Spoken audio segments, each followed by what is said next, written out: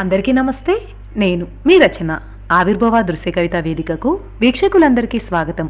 ఈరోజు నేను మీకోసం చదవబోతున్న కవిత జింకా సుబ్రహ్మణ్యం గారి జీవన సంధ్యలో మమ్ము అనాథలుగా మార్చొద్దు. దిక్కులేని పక్షుల్లా, రోడ్డు పక్క భిక్షుల్లా, కూటి కోసం గూడు కోసం, ఆకలి లేని రేపటి కోసం, అయిన వాళ్ళ కడపటి చూపు కోసం అలమటిస్తూ రోదిస్తూ, రాని చావు కోసం ప్రార్థిస్తూ, దీనంగా హీనంగా జీవిత చరమాంకంలో అడుగుపెట్టిన వృద్ధులం. కన్నవారి నిరాదరణ నిర్దాక్షిణ్యానికి గురై నడిరోడ్డుపై గెంటివేస్తున్న ఈ సంతానపు విష సంస్కృతికి చిహ్నాలం. నిన్న వృద్ధాప్యం ఓ వరం. జీవిత అంతిమ దశలో ఆనందాన్ని ఆరబోసుకునే జాగ్రత్తావస్థ. బాధ్యతల భారంతో అలసి సొలసిన తరం. కుటుంబ సభ్యుల ఆత్మీయతానందాల మధ్య ఆడిపాడే పసిపాపల ఆనందాల్లో మమేకమై మహాప్రస్థానాన్ని ముగిస్తూ మహావి నిష్క్రమణ చేసే మహోన్నత ఘట్టం. నేడు వృద్ధాప్యం ఓ శాపం.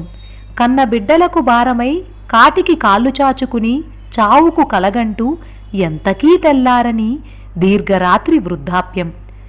నవనాగరిక సమాజంలో వయసు మళ్లిన వృద్ధులు అడుగడుగున అడ్డు తగిలే గుదిబండలు. ఉరుకు పరుగు స్పీడ్ లైఫ్లో తల్లిదండ్రులు నేడు స్పీడ్ బ్రేకర్లు. నవమాసాలు కనిపెంచిన తల్లిని, చేయి పట్టుకుని బ్రతుకు బాటన నడిపించిన తండ్రిని జీవన వనంలోంచి పిచ్చి మొక్కల్లా ఏరిపారేసే నేటి బిడ్డలు. పువ్వుల్ని తుంచేయడం, దీపాల్ని ఆర్పేయడం వాళ్ళ మనోవీధిలో విజ్ఞానం కావచ్చు, కానీ దుఃఖ గీతాలాపనతో ప్రపంచానికి ప్రేమను పంచే అమ్మతనాన్ని మర్చిపోతున్నారు వాళ్ళు. అందుకే వెలుస్తున్నాయి వృద్ధ శరణాలయాలు, మలిసంధ్యలో ప్రశాంత ఆవాసాలు, పరిపూర్ణ మానవతా విశ్రాంతి కేంద్రాలు, పండుటాకుల పర్ణశాలలు, ఆధునిక వాన ప్రస్థాశ్రమాలు. పెళ్ళుబికిన వేదనాస్వరంతో వారు చేసే మనవిని విందాం రండి. ప్రేగు తెంచుకు పుట్టిన బిడ్డల్లారా, మీకో విజ్ఞప్తి.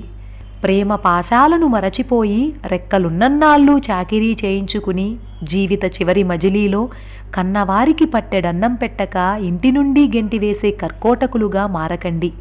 మీ బాధ్యతలను గుర్తించి మనస్సులను మార్చుకొని అందులో వారికింత చోటివ్వండి. ప్రేమను పంచండి, ఆప్యాయత చిరుజల్లులు వారిపై కురిపించండి.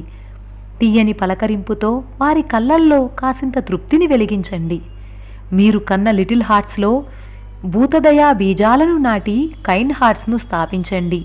మిమ్ముళ్ళైనా మీ పిల్లలు చేరతీసేలా జాగ్రత్త పడండి. ఇంతటితో ఈ కవిత సమాప్తం. మరలా వచ్చే కార్యక్రమంలో మరో మంచి కవితతో మీ ముందుకు వస్తాను. అప్పటి వరకు సైనింగ్ ఆఫ్, మీ రచన.